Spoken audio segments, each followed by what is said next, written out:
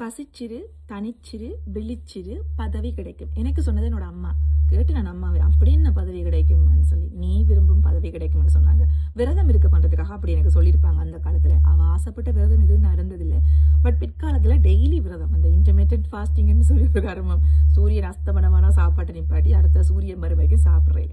டென்மார்க்ல நிரம்பிய அப்புறம் 4 மணி ஆகுது, கொஞ்சம் பசிக்குது, தனிச்சு தான் இருக்கிறேன், விழிச்சு தான் இருக்கிறேன், பசிச்சு தான் இருக்கிறேன். அப்ப என்ன பதவி கிடைச்சிருச்சா? எல்லா பதவியும் கிடைச்சிச்சு. நோன்பு டைம் இது. எங்களுக்கு இன்றைக்கு சங்கடாகர சதுர்த்தி. என் அப்பா கோயிலுக்கு போங்கன்னு சொன்னார். அப்பாவுக்கு நான் என்ன சொன்னேன்டா, நான் கோயிலுக்கு போய் என்னெல்லாம் எனக்கு கிடைக்குமோ அதெல்லாம் கிடைச்சிருச்சு. என்ன கிடைச்சிருச்சு அப்படின்னு தானே கேட்குறீங்க? அன்பு, பாசம், பிளெஸிங், கண்ணீர் மல்க உங்களோட பதில்கள். ஏகப்பட்ட மெசேஜுக்கு ரிப்ளை பண்ணேன். சாரி, நான் உடனே ரிப்ளை பண்ணாததுக்கான காரணம், ஒரு கஷ்டத்தை ஒருத்தர் ஷேர் பண்ணும்போது திருப்பி பதில் சொல்றதுக்கு ஒரு எனர்ஜி வேணும். ஹீல் பண்றது சும்மா ஹீல் பண்ண முடியாது, அது எனர்ஜி வேணும். அதுக்காக தான் டைம் எடுத்துக்கொண்டு தான் சில பேர் திருப்பி அக்கா ப்ளீஸ் பதில் போடுண்டு வேற 2வது 3வது போட்டீங்க. அதுதான் ரீசன். உங்களோட பதில்கள் இப்பவும் வந்துட்டு இருக்கு. பார்த்துட்டு இருந்தேன். யூகேல இருந்து, யூஎஸ்ல இருந்து, ஸ்ரீலங்கால இருந்து, எமிரேட்ஸ்ல இருந்து, ஆஸ்திரேலியால இருந்து, எல்லாரும் எல்லாருக்கும் உங்களை தெரியாது. ஆனா நீங்க சொன்ன விஷயம் எல்லாத்துலயுமே ஒரு ஒற்றுமை இருக்கு.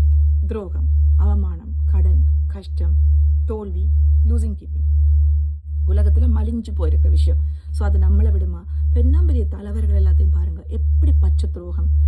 ஒரு நோன்பு டைம்ல ஒரு தலைவர் கொள்ள நல்லவன் கெட்டவன்லாம் இல்லை, பட் அது ஒரு துரோகம் தானே. அவன் ஊருக்கேந்து யாரோ காட்டி கொடுத்துருக்கான். ஒருத்தன் ஜெயிச்சு பொது சேவை செய்யணும்னு வரும்போது அவனை பாருங்க என்ன வச்சு செய்யறாங்கன்னு சொல்லி அதுல இருந்து அவரை வெளியெடுக்கிறதுக்கு. அப்படிப்பட்ட பெரிய சாதனை பண்ணின பெரிய மக்கள் செல்வாக்கு இருக்கிறவங்களுக்கே அவ்வளவு பிரச்சனைடா. சாதாரணமா நாம ஒரு தம்மா துண்டா ஒரு ஓரமா இருக்கிறோம். நம்மளை விட்டு வச்சிருமா இந்த உலகம்? இல்லதானே. இந்த துரோகிகள், இந்த அவமானம் தர்றவங்க எல்லாருக்குமே தேங்க் பண்ணுங்க. டாக்டர் அஸ்வின் விஜய் ஒரு போஸ்ட் போட்டிருப்பார், ஒரு அழகான போஸ்ட். நாங்க 2 பிறப்பெடுக்கிறோம் இந்த மனுஷன், இந்த ஜென்மத்துல, இந்த வாழ்க்கையில. ஒன்று அம்மா வயிற்றுக்கு இருந்து வாரம், மெட்ட பிறப்பு எதுன்னு பாத்தீங்கன்னா இந்த அவமானம், தோல்வி, இந்த கஷ்டங்கள்ல இருந்து எடுக்கிற பிறப்பு, அதான் முக்கியமான பிறப்பு. அந்த பிறப்பை நான் எடுத்துட்டேன். உங்களை எல்லாருக்குமே தெரியும். நீங்க சொன்ன கஷ்டம் எல்லாத்தையும் மூட்டையா கட்டி இந்த மண்டை மேல வச்சா அதை விட 10 மடங்கு கஷ்டம் நான் நிறைய உங்களுக்கு ஷேர் பண்ணியிருக்கிறேன். எனக்கு திருப்பி சொல்ல விருப்பம் இல்லை. நமக்கு ஒரு கடந்த காலம் கஷ்ட காலமா இருந்ததுன்னா அதை திருப்பி கதைக்கக்கூடாது. அந்த கேட்டகரிக்காக அதை விடுவோம். பட் 2வது பிறப்பு உங்களை அழகா எடுக்கிறதுக்காக வந்த பிரச்சனைகள், அதை பார்த்து சலிச்சு போய் அக்கா செத்துடலாம்னு கீழே போடுவீங்க. எனக்கு பிடிக்காது அப்படி நீங்க போறது. சாகிறதுக்காக இந்த ஜென்மம் எடுக்கல. இங்க நல்லா நோட் பண்ணுங்க, 100% பெர்ஃபெக்டான சரியான மனிதரை பூமியில யாரு, கடவுள், பிரபஞ்சம் படைக்கல. 75% நல்லவன், 25% நல்ல. இதுதான் கேட்டகரி. நீங்க வேணும்டா யாருக்கு அதை கேட்டு பாருங்க. நாங்க அந்த 75 கேட்டகரிக்குள்ள இருக்கிறோம். அதை நாங்கள் அடிச்சு ப்ரௌட்லி சொல்லலாம். நாங்க அந்த 25க்குள்ள இல்லை, நாங்க பாஸ். அதனாலதான் நாங்கள் விரும்பும் பதவிகள், நாங்கள் விரும்பும் இடத்துல, நாங்கள் நிறைய ஆசீர்வாதத்தோட, நிறைய மனிதர்களோட குற்றங்கள் காதுல தேடி வந்து சொல்ற அளவுக்கு ஒரு ஆன்மாவா இருக்கிறோம்னா நாங்கள் 75 தான். அந்த 25 கண்டுக்கவே கூடாது. அந்த 25 நாங்க ஃபோக்கஸ் பண்ணினோம்னா இப்படித்தான் இந்த உலகத்துல இப்ப நடக்கிற எல்லா விஷயமும் நம்மளோட வாழ்க்கையில நடக்கும்.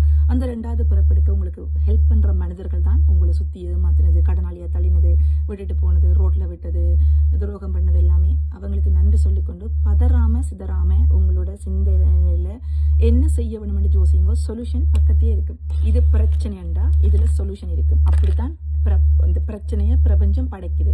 சாவி பூட்டு. அந்த சாவியை நாங்கள் கண்டுபிடிக்காம இருக்கிறதுக்கான காரணம் பதறது, சிதறது, உடனே வரிஞ்சு கட்டி கொண்டு போயிடுறது. இந்த பிரச்சனையை ஆற போட்டு அதுக்குள்ள போய் அமைதியா இருங்க, யோசிங்க. உங்களுக்கு அந்த சொல்யூஷன் கிடைக்கும். அது ஒரு வார்த்தை மூலமாவோ, ஒரு புக் மூலமாவோ, ஒரு பாடல் மூலமாவோ, ஆடல் மூலமோ, உங்களோட குழந்தைகளின் செயல் மூலமாகவோ உங்களுக்கு அந்த பதில் கிடைக்கும். அந்த பதில் என்னங்கிறது விளங்குற மனநிலையில நீங்க இருக்கணும். அது இல்லாதால தான் அந்த சாவுன்னு நீங்க சாவை பற்றி யோசிக்கிறீங்க.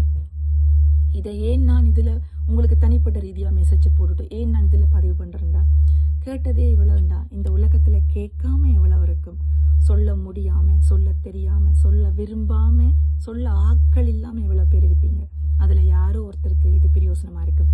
யாரோட பிரச்சனைக்கும் இங்க யாருமே தேவையில்லை. அதுவும் ஒரு பெண்ணுக்கு ஒரு பெண்ணே போதும். அவளே எல்லாமே அவள் தான். அவளுக்குள்ள எல்லாம் இருக்கு. ஸோ உங்களால முடியும் என்று நீங்க நம்பி அந்த 2வது பிறப்பை அழகா பிறப்படுங்க. நாளைக்கு அந்த பிறப்பு இருந்தாலும் உங்களோட அந்த பிறப்பு உங்களை எந்த இடத்துல எதுவும் இருந்தா தானடா ஏதாவது இழக்கணும். எதுக்குமே இல்லை என்ற ஒரு நிலையில வரும்போது எவன் என்ன பண்ண முடியும்? நமக்கு கூட தான் பாத்தீங்கன்னா இப்பவும் ஒரு பெரிய இடத்துல கவனிக்கப்படுற இடத்துல இருக்கிறவங்கல இருந்து ஒரு குட்டியா ஒரு ஷைன் பண்றவங்க வரைக்கும் ஹேட்டர்ஸும் ஒரு பிரச்சனையும் இருக்கத்தான் செய்யுது. அதை ஃபோக்கஸ் பண்ணி கொண்டிருந்தா அந்த ஒளி நம்ம மேலே விழுந்துடும் இல்லை. நாம் அதுக்காக படைக்கப்பட்டிருக்கோம். எவ்வளோ பேரோட கஷ்டத்தை கேட்க நான் என்ன கடவுள் இந்த இடத்துல கொண்டு விட்டுருக்கிறேன். அப்போ நான் அதை கேட்பேனா, இதை பார்ப்பேனா? அதே தான் உங்களோட ப்ரையாரிட்டியில தான் உங்களோட அந்த அடுத்த ஜென்ம பிறப்பு இருக்கு. நல்லதை யோசிங்க, நல்ல முடிவாடுங்க. சாகிறது என்ற அந்த அந்த அந்த அந்த சிந்தனையை மண்டிலிருந்து தூக்கி எறியுங்க. சாகிறதுக்காக நீங்கள் பிறக்கலை, மறுபடியும் பிறகுங்க. ஹாப்பியாக இருங்க. Have happy weekend. Love you all.